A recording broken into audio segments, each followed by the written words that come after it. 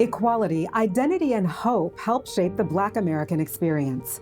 For some, the shooting of Jacob Blake and the recent killings of George Floyd, Ahmaud Arbery, and Breonna Taylor, among many more, have become a rallying cry for change, igniting a wave of protests around the world. For others, the protests are a reminder of the changing face of America. In this program, we'll share some of our nation's often untold history of racial injustice and inequality, and how that history shapes our identities, perceptions, and worldview. Joining this discussion, a reputable panel of historians and activists will explore how the past connects to today and how what we do now will impact future generations. From Comcast Newsmakers and Voices of the Civil Rights Movement, this is Equality, Identity, and Hope, Race in America. Hello, I'm Tetiana Anderson. 2020 has seen civil unrest that echoes the protests of the 1950s and 60s as Black Americans and allies of all races take a stand against institutional racism. And today we'll explore the origins of racial discrimination in America and how centuries of inequality impacts our society, our relationships, and our identities as Americans. My guests: Robby Luckett, civil rights historian and director of the Margaret Walker Center at Jackson State, a historically Black university. Educator, activist, and community organizer, Zellie Imani. He is the co-founder of the Black Liberation Collective. It's a cooperative of Black students dedicated to transforming institutions of higher education through unity, coalition building, direct action, and political education. And finally, we have Ken Morris Jr. He is the great-great-great-grandson of Frederick Douglass and the great-great-grandson of Booker T. Washington. Ken is carrying on the work of his ancestors as the president of the Frederick Douglass Family Initiatives. It's a nonprofit he co-founded with his mother, Nettie Washington Douglass. I would like to start this discussion, though, with a quote from a recently departed civil rights icon, Representative John Lewis. He said, "The scars and stains of racism are deeply embedded in the American society." And gentlemen, I would love to start off getting your take on what you think of that quote. Zellie, why don't you lead off for us? I think it's an amazing quote, and it's reflective of the reality of the country that we live in and the history of the country that we live in. For often, people believe that racism is a thing of the past and that we have moved on from this idea or the violence of racism. But racism rears its ugly head in so many different ways. Ken, will give us your thoughts?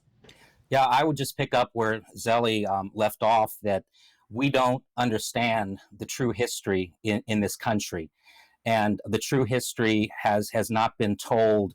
We've received a whitewashed and sanitized version of history where people of Native American descent and people of African descent have been put in inferior positions to prop up and uphold white supremacy.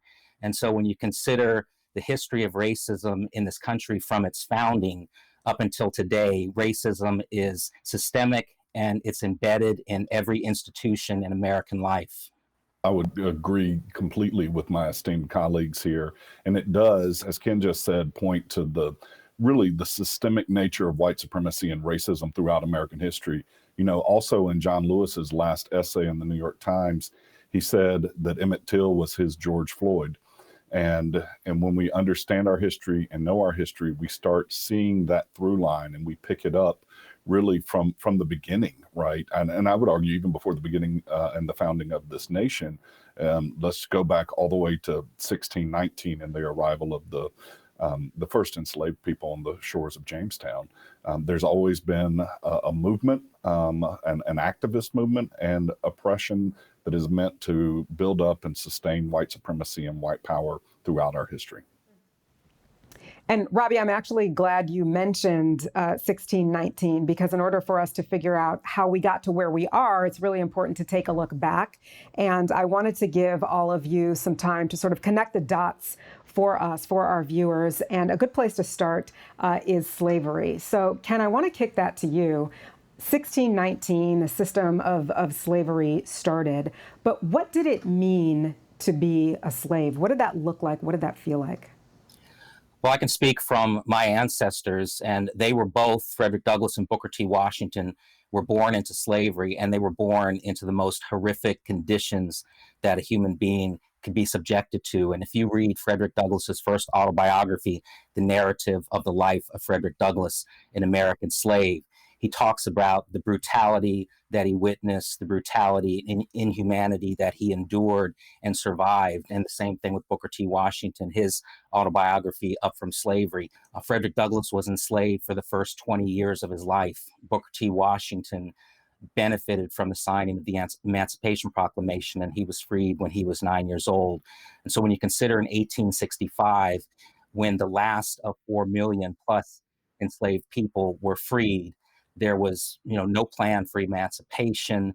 There was no counseling. There was no post-traumatic stress disorder designation. They were really just left to fend for themselves. And so when you consider the history of slavery starting at from 1619 on, we're talking about hundreds of years of oppression and racial terror. And Robby, I want to speak to the point of this was really the driver of economic growth in the United States, slavery. Can you describe briefly that reliance for us? Sure. So, one of the things that we really need to be aware of in terms of kind of the founding of American history is how central slavery was to the power of the founding fathers. Of course, George Washington, Thomas Jefferson, Benjamin Franklin, all slaveholders whose economic, political, social power was built upon the backs of the men and women they enslaved through a system of total brutality. And that economic system, whereas we often think of slavery in the context of the American South, it was an American story and not just a Southern story. And it was a system of power and an economic system that benefited the most powerful throughout America and not just in the American South. And it was a story that was done with the complicity of this entire nation in terms of what it meant to support the power system and to lay the foundation for what is the white supremacist narrative throughout American history. And Zellie, I want to kick that over to you because I want to better understand how that system of power really perpetuated what many of us today might call systemic racism. Right. During many of the protests that have occurred for the past few years during the Black Lives Matter movement, we hear a lot of criticisms. We had a lot of people talking about they condemn the looting. And when I hear things like that, I have to, laugh a lot because America was the original looter. They looted the land of indigenous people. They looted Black bodies. They looted the labor of workers. They are essentially the original looters. So if we want to talk about the greatest looting that ever took place, we have to not point fingers at Black Lives Matter activists or activists in the movement, but point the finger at ourselves as the American nation. And it's that looting that is systemic, that looting that has been legalized is the real crime of the century. And these are the type of conversations that we need to start having in our communities and our dialogues about what really created this system and what is the system really is. So you're making the exact point that we want to make here today, which is understanding the past helps us understand where we are as a nation now. But I want to go back to slavery for just a minute. And Ken, I want to turn to you. 250 years out of slavery, we have this system of chattel that sort of becomes a system of freedom. Lincoln's Emancipation Proclamation, we know, led to the 13th Amendment, which freed the slaves. But Ken, why wasn't it enough for Lincoln just to emancipate the slaves? Why did he make such a point to push this towards a change in the Constitution? What was going on at the time? When President Lincoln announced on September 1st, 1862, that he would sign this document 100 days later, January 1st, 1863, the Emancipation Proclamation, that document only freed those that were enslaved in the states that were in rebellion to the Union. And so you really had two questions. The first was you had people, abolitionists, white abolitionists, that believed that slavery was morally wrong, but many of those same abolitionists did not believe that people Black people were equal to white people. So that was the second question. So you have that exception clause in the 13th Amendment, which states that if you commit a crime, then you can be arrested and re-enslaved. And so now we move into the years of Reconstruction, and there's a whole new system of slavery that is put in place. And building on what Ken was saying about the significance of the 13th Amendment, you had to have the 13th Amendment because the Emancipation Proclamation did not free any slaves. It not only pertained just to slaves in the states in rebellion, it did not pertain to slaves in states that had not seceded. So border states that were still in the Union that had slavery, like Kentucky, the Emancipation Proclamation didn't impact any of the enslaved people there. But I do think that it's a bit of a misconception, and one of the ways that American history has been poorly taught to assume that the 13th Amendment was really responsible for freeing anyone who was enslaved, because I would argue that enslaved people freed themselves. They fought for their own freedom.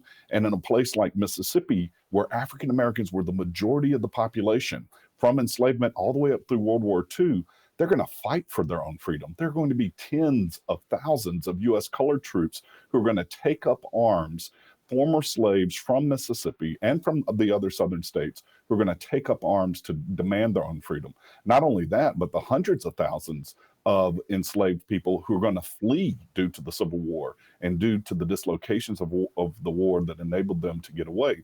And they are immediately going to be claiming their own freedom.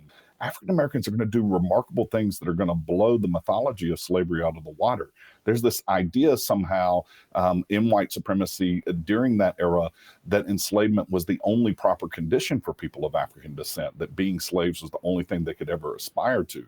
But in reality, and in what they showed as they are freeing themselves and claiming their own freedom, they're doing things like building communities, reestablishing families, creating businesses. They're building churches and schools. They're running for political office. You know, in Mississippi during Reconstruction, we're going to have 2 Black United States senators, Hiram Revels and Blanche K. Bruce. And if you consider the fact that when Barack Obama was elected to the United States Senate, he was only the 5th Black U.S. senator in American history. He was number 5. We had 2 from Mississippi in the immediate aftermath of the American Civil War. It's the end of the Civil War, the 13th Amendment, a lot of it really good news, but at the same time, a little bit of a step forwards with the 13th Amendment and a little bit of a step back, because the equality and rights weren't necessarily the same thing at that time in practice. And that's where we do get some of those insidious restrictions that were being placed on the newly freed Black people during the era of Reconstruction. And to that point, Robby, can you give us sort of a quick overview of these Black codes, of the Mississippi Plan, of Jim Crow? What were those restrictions? Sure, and Mississippi is going to play, and white supremacists in Mississippi are going to play a key role in crafting the system of Jim Crow. The 15th Amendment is often considered as granting African Americans the right to vote. But in fact, the 15th Amendment doesn't give anyone the right to vote. Instead, what it says is that the right to vote shall not be denied or abridged based on race, color, or previous condition of servitude.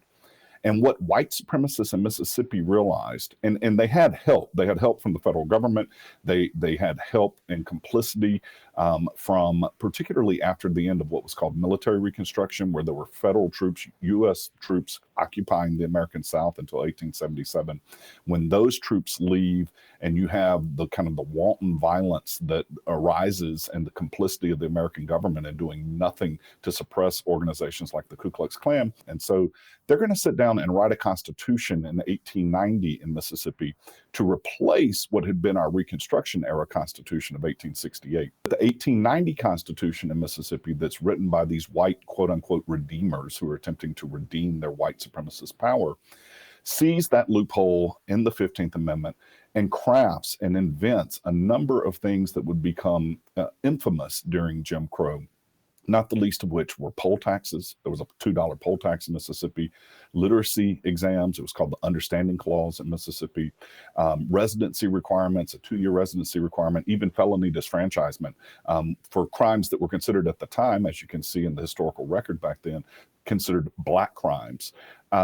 Those are going to be invented in the Mississippi Constitution of 1890. Every Southern state that had been in the Confederacy rewrites their state constitutions to reflect what they called, again, the Mississippi Plan. And so they enact Black disfranchisement in Mississippi to take power away from the majority of the population in 1890. And it's estimated in 1890, roughly 86% of eligible Black voters were registered to vote, which would have been Black men over 21. And by 1900, it's roughly 4%. And that piece of political power enables the other pieces of power, of Jim Crow power, to really be put in place and to be sustainable. So these Black crimes that you're talking about, whether it was the Black codes that were, criminalizing Black people for not having a job, or the Mississippi Plan, which created political disenfranchisement, all of those things meant to keep Black people down. Ken, I want you to quickly weigh in for us, because you have the sort of firsthand accounts from your ancestors. Can you give us a sense of what was going on in the minds of white people at this time? Was this a fear factor that forced them to create these systems? And I used to think that history repeats itself, but I don't believe that anymore. I think that history just takes on new shape, and that old ugly monster of racism morphs into other ways of oppressing Black people, taking away their labor. And so when you consider Black codes in the South, also there were Black codes in the North too. So if you were trying to get to northern territories, you still had taxes that were imposed upon you to come into places like Ohio. You mentioned the idea about getting arrested because you don't have a job. It's also, if you weren't in some places, if you weren't in constant motion, if you weren't going to your job or to and from home, you could get arrested just for moving about. So these systems that have been put in place to continue to rob and degrade people of color and to oppress them, not just about history, but they're about the present today. Just before we get to the 20th century, there was a landmark Supreme Court case. It was called Plessy versus Ferguson, and that declared separate but equal to be a fair practice. And it really ignited the start of the civil rights movement. Where did this leave us as a nation? Plessy is going to codify the notion of separate but equal. And everybody knew at the time, and of course knew over the course of the existence of separate but equal, all the way up through the Brown versus Board of Education decision, that separate but equal was a fraud.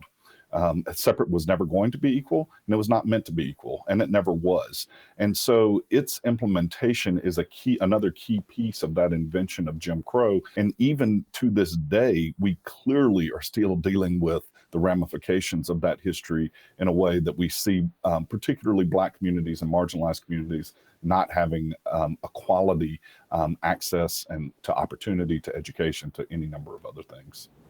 So we, of course, had Plessy versus Ferguson. That was reversed by Brown versus Board of Education. A year after that, we had Rosa Parks and the whole Montgomery bus boycott. Zellie, I want to turn to you to talk a little bit about that particular protest, the Montgomery bus boycott. How effective would you say that period was from about 1950 to 60 of protests? I think that period of protest was completely transformative. And I also want to tag on to the point where we talked a lot recently about the whole educational system and the failure of the educational system of not properly teaching our children about this very, very important moment in history. Most of the children today, they may know about Rosa Parks and maybe the actions that she did of, refusing to get out of her seat. But many people don't know what took place after that day and how were they able to sustain one of the largest protest movements in modern history. And a lot went into that, whereas a lot of fundraising groups that took place, a lot of coordination that took place as well. For example, people was doing, taxiing each other to work way before Uber existed. So you have to realize that when we talk about sustaining movements, that the civil rights movement really laid down the blueprint of what organizing really looks like. And I hope that organizers today can look past the fancy speeches, look past the large scale marches, and really see how you can organize, sustain movement in order to boycott and drain the resources from a city in order for them to hear your demands, hear your cries, because economic boycotts are powerful. It's so hard to boil down 400 years of history in such a short time, but I do want to push the conversation forward. And whether or not we agree on what happened in the past, we can likely agree that it does shape the future and it impacts our individual and collective identity, no matter our race, creed, or color. Author and civil rights activist James Baldwin said, "I am what time, circumstance, history have made of me, certainly. But I'm also so much more than that. So are we all." And it's true. We are products not only of our collective history, but also of our family history. Each generation imprints on the following generation. And I want us to talk about this now. And Robby, if we could start with you, is this true for you? I mean, you are a white man. You are from Mississippi. You were raised in activist circles. How did your past imprint on who you are today? Yeah, sure. I had a very different experience than most people of my demographic, the white, heterosexual Christian male from Mississippi. And that was all about my parents and the upbringing that I had from them. And a mother in particular who found herself pulled into the movement in the mid 1960s, and a father who found himself pulled into activism by a mother, by my mother in particular. And so they raised me in a very different way with a very different kind of consciousness than most white men who are from Mississippi originally. And I was lucky to be in an incredibly diverse environment and around activists who really taught me to value the dignity of all human beings and just the basic fundamental nature of human equality. And so that really blessed me and led me kind of down the path of studying civil rights history and African American history, and eventually becoming a civil rights historian. So there's no doubt that family history for me put me on this path. And Zellie, you sort of seek broad change. That seems to be a thematic mission in your life. You're an activist, you're a community organizer. What about your past family history led you to take on that identity, if anything? Yeah, definitely a direct link to my parents. My parents, they were activists in their years at college at Rutgers University during a time when there was the Black student movement, and all across the country, activists and college students were demanding an increase of the Black student population and an increase to the Black faculty members. So when I was growing up, that activist spirit was pretty much instilled in me, that that yearning for education, that yearning for defending other people's rights, and that yearning to create better conditions for yourself, which pretty much was instilled in me, so that when I went to college myself, I pretty much carried on that mantle. But not only in college, after I graduated, I understood that I had to continue the work in the community in order to make my ancestors proud. And Ken, your family history is widely known. You're a descendant of Booker T. Washington and Frederick Douglass. How does knowing your family history in a way that many of us don't and maybe can't impress upon who you are today? You know, you might be surprised that in knowing your family history, I really was decisively disengaged from my history and lineage for a lot of reasons. When I was younger, the few times that I would tell people of my relationship to Douglass and Washington, nobody ever believed me, and I never thought that it was a point worth arguing. And there were times when I was younger where I did start to feel kind of this weight of expectation and living in the shadows of these two great heroes. I was about 6 or 7 years old when I started to notice that my ancestors were on statues. They were on money, postage stamps. Schools were named for them. Bridges were named for them. And everywhere I turned, I was in this long, vast shadow. And I didn't grow up an activist. I really came to this much later in life. And I had seen what the pressure had done to those that came before me. And when I was born and I had this dual lineage, my parents, grandparents, and great grandparents went in a complete opposite direction, and they didn't want to force anything on me. And it wasn't until 2005 when I read a National Geographic magazine with the cover story, 21st Century Slaves. It was about human trafficking, modern day slavery today. My life trajectory changed from that one article. I'm curious to know how history and society really impacts our identity. History definitely impacts our identity. And from that James Baldwin quote, you know, we are a product of our environment. We're a product of our history. We're a product of our community, our families.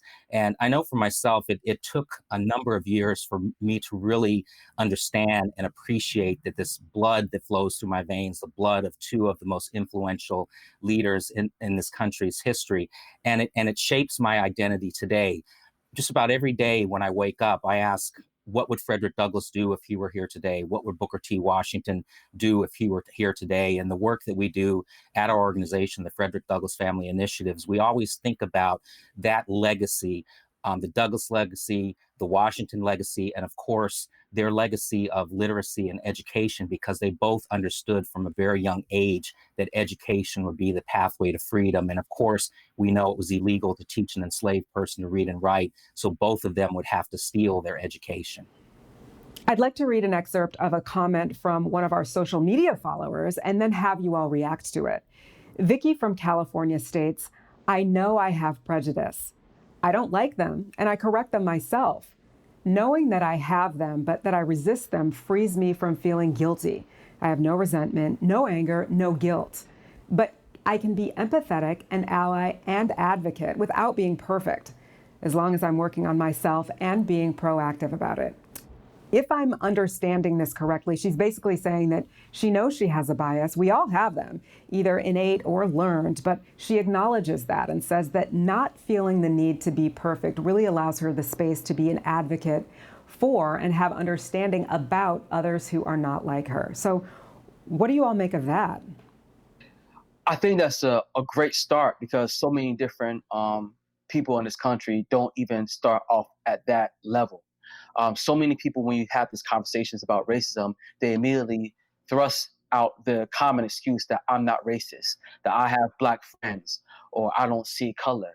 Well, we have to stop people from saying, you know, I'm not racist, and instead encourage them to say that I'm anti-racist. And that has to come from that realization that all of us have internalized biases, all of us have internalized anti-Blackness, and that's doesn't make you necessarily a bad person, right? It doesn't make you a bad person that you internalize anti-Blackness, because we live in a white supremacist society and we're flooded with all these constant images and all this discourse about anti-Blackness. But what makes you, and the step to go in the right direction, is acknowledging that and recognizing that you will make mistakes, and you have made mistakes in the past, but you're continuously working on yourself, and you're continuously putting yourself in a position in order to advocate for others. Robby, what do you make of what Vicky had to say? Yeah, and I would agree with Zellie.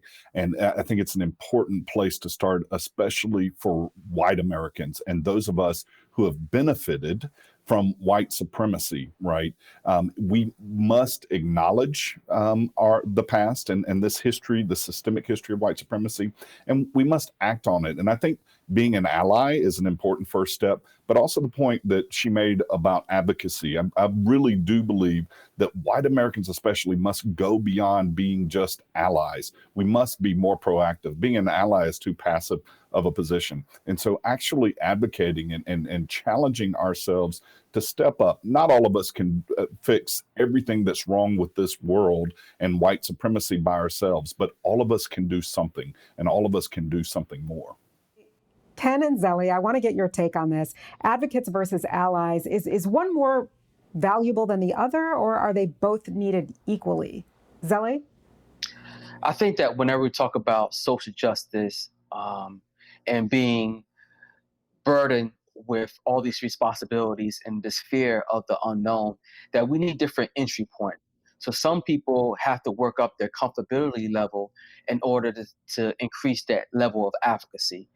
Even though there's a great sense of urgency at this time for as many people as possible to speak out, I do understand that some people, you know, are just like one of the viewers said, just pretty much working on themselves. But we need people to not stop there on just working on themselves. They need to be also having conversations with their coworkers, conversations with their family members, and also, if possible, being out there in the streets with us. Ken, what do you think? Advocates, allies, all of it needed? None of it needed? We need all of it. We need advocates and allies. We need advocates to be out there using their platforms, especially in the age of social media. There are a number of people that can really amplify a message through their networks. We also need allies on the ground, organizing, working together. And so we need all entry points, but advocates and allies are definitely both necessary. How do you feel about the demonstrations that have been occurring recently, the coming together of all ages, all races, people of different religions and socioeconomic backgrounds? How does that make you feel to see that, Ken?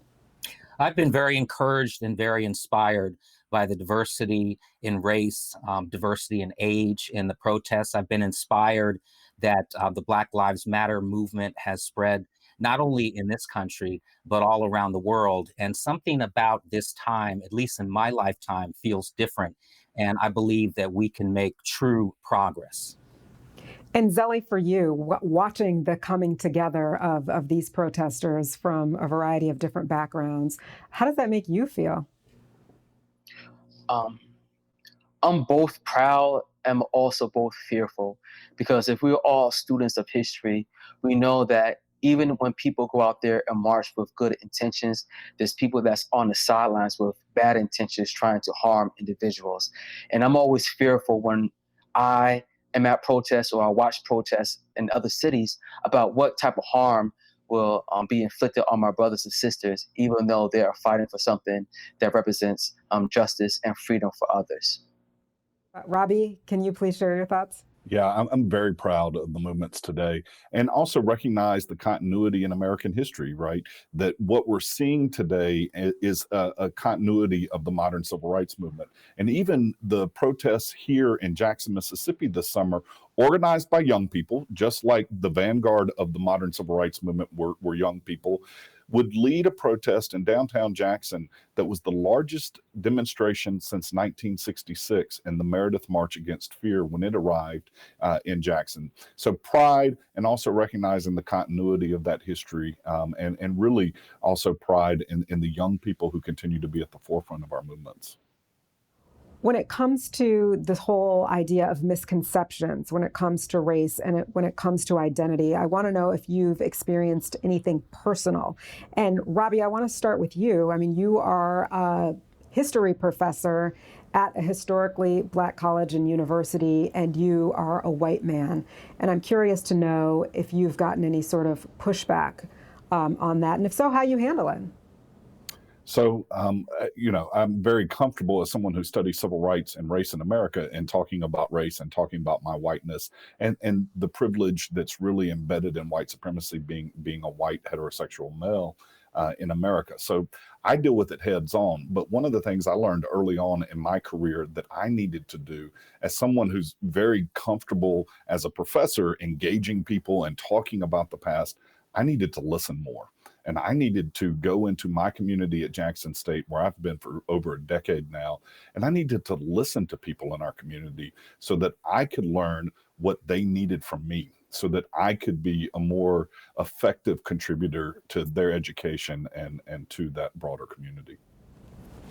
And Zellie, what about you when it comes to any misconceptions about race, about identity, about culture? Have you faced anything personally in your journey that you can share with us? My existence since birth has been an existence of being criminalized, being an existence of being dehumanized. I remember this one particular time when me and my friends were all wearing hoodies and we all started walking to our cars. And as we was walking to our cars, a group of officers had noticed us and also got into their squad cars as well. And one of the squad cars started to follow me as I was driving down the street and pulled me over. And he didn't stop me because I had a broken tail light or I was speeding or I passed a stop sign. He literally pulled me over and asked me where was I going and what was I doing in this neighborhood. So just being living in America as a Black man, I have these misconceptions being thrust onto me and that I have to carry as a burden. And Ken, what about you? Are there things that you are faced with as a result of people not quite understanding what your race may be, what your internal identity may be, what the boundless avenues of your culture are? And how do you deal with that? Living as a Black man in America, I have been pulled over for no reason at all. I've been asked, what do you do to afford a nice car like this? Searching through my car looking for whatever. As recently as 4 years ago, I was called the N-word in a restaurant in my community. And so living as a Black person in this country, you realize that you're different, early on. And I remember being a young boy and people being interested in my hair and wanting to touch my hair.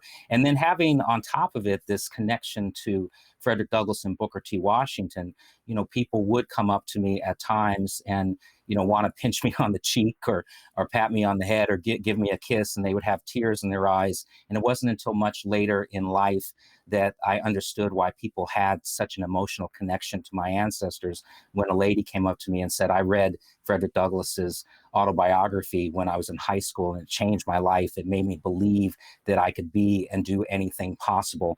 And so when you talk about identity, there's that dynamic being related to these two influential heroes, these important people in history. And that's been difficult to navigate at times in my life. And even as an adult, it's sometimes difficult to navigate. But I think because I found this work and this mission on my own, it's much more meaningful than it would have been had it been forced on me.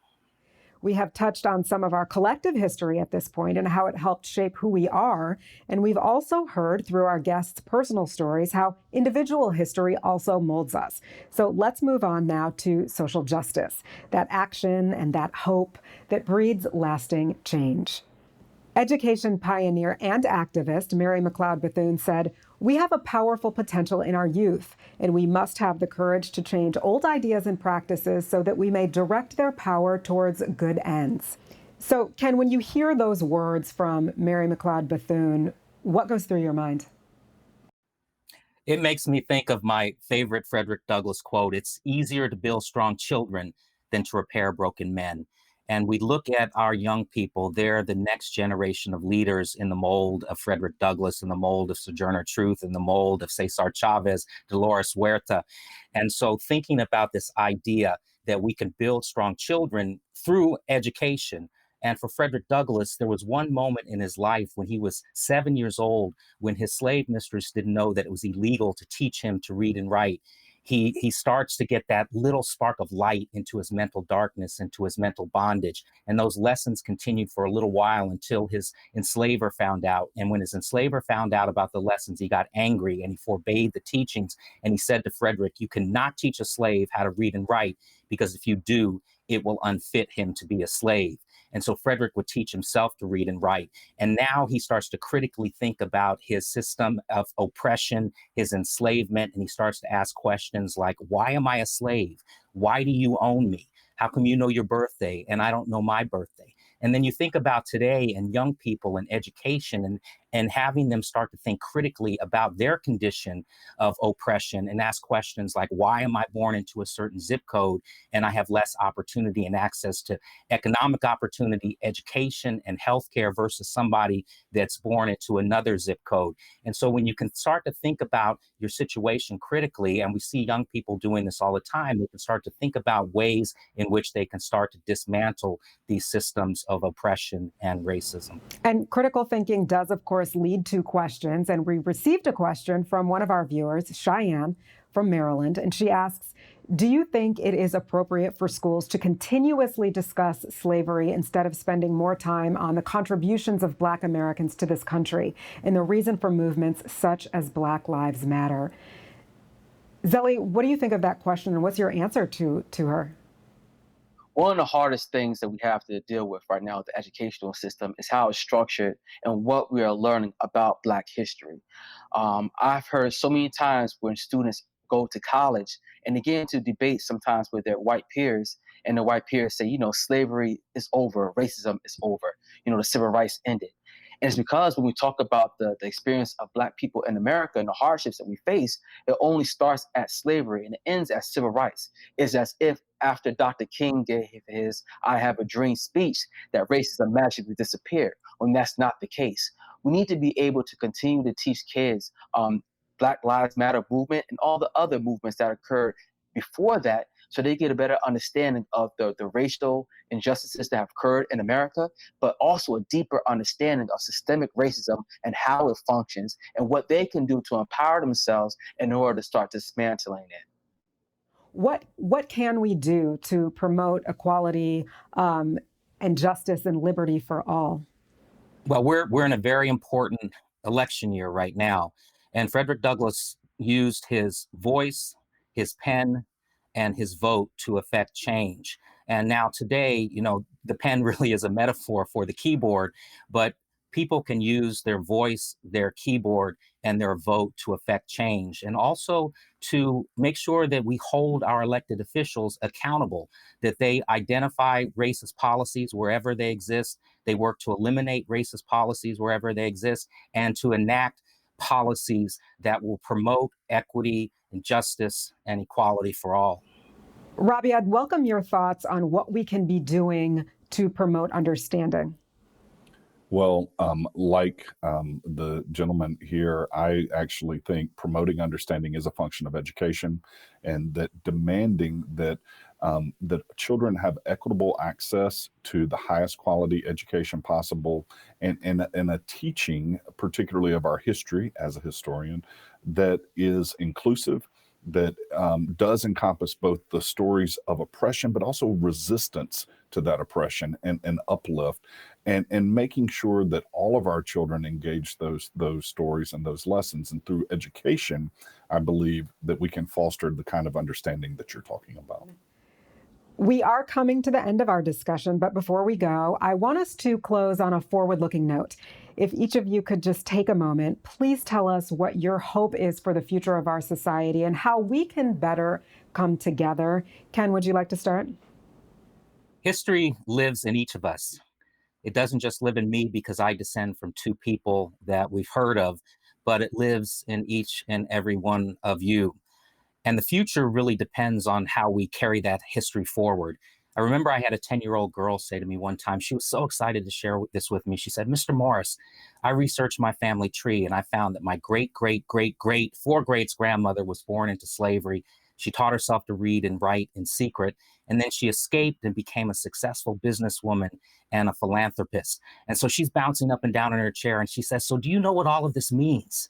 And before I had a chance to respond, she said, "It means I have history flowing through my veins and I have greatness flowing through my veins, just like you do." And so history lives in each of us, but the future depends on how we carry that forth. Zellie, your thoughts, your hope for the future? Right.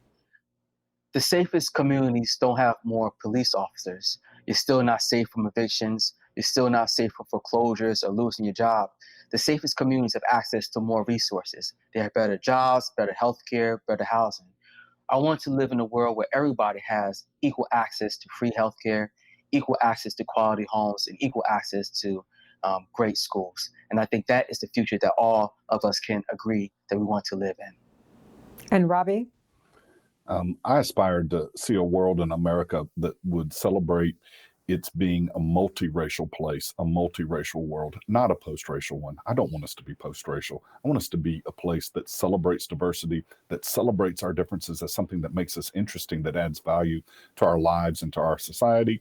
And in so doing, celebrates all people and gives dignity to all human beings and guarantees kind of the fundamental human rights that are just basic in our humanity. I would like to thank all of our panelists, Robby Luckett, civil rights historian and director of the Margaret Walker Center at Jackson State University, Zellie Imani, educator, activist, and community organizer, and Kenneth B. Morris Jr., co-founder and president of the Frederick Douglass Family Initiatives. And for those of you watching, keep the conversation going. Follow Comcast Newsmakers and Voices of the Civil Rights Movement, where we invite you to comment on key human interest and social justice stories all year round. From all of us at Comcast Newsmakers and Voices of the Civil Rights Movement, thank you for watching. I'm Tetiana Anderson.